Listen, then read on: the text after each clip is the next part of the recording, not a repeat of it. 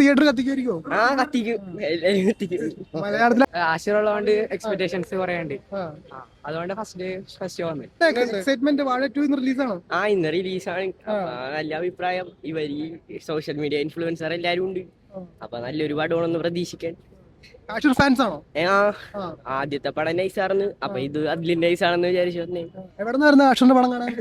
ഞാൻ പള്ളുരുത്തിന്ന് തന്നെ ഇടക്കൊച്ചി. രാവിലെ എനിക്ക് പോകുന്നു. അടിപൊളിയാവും. തിയേറ്റർ കത്തിക്കുമായിരിക്കോ? കത്തിക്കും. കത്തിക്കും. മലയാളത്തിലെ അടുത്ത സൂപ്പർ സ്റ്റാർ ആയിരിക്കും. ബ്രോ എങ്ങനെയാണ് എക്സൈറ്റ്മെന്റ്? ആശീർവാദം ഇഷ്ടം. കാണാനായിട്ടാണ് സിനിമ സിനിമ.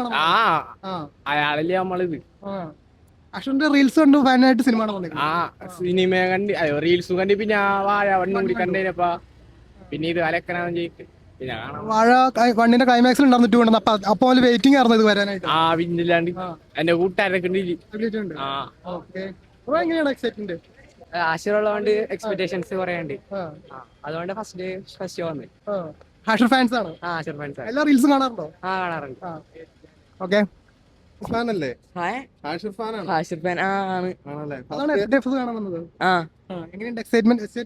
അതെ, ഇച്ചിരി ഫ്രണ്ട്സ് ഒക്കെ ഉണ്ട്.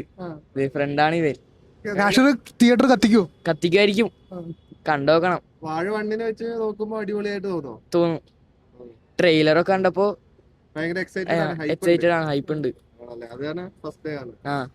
വാഴ 1 ഇവരുടെ ചെറിയ ക്യാമിയോ ഉണ്ടായിരുന്നു. അപ്പോഴേ ഫുൾ ഫിലിമിന് വേണ്ടി വെയിറ്റിംഗ് ആണ്. അതെ, വെയിറ്റിംഗ് ആയിരുന്നു. വെയിറ്റിംഗ് ആയിരുന്നു.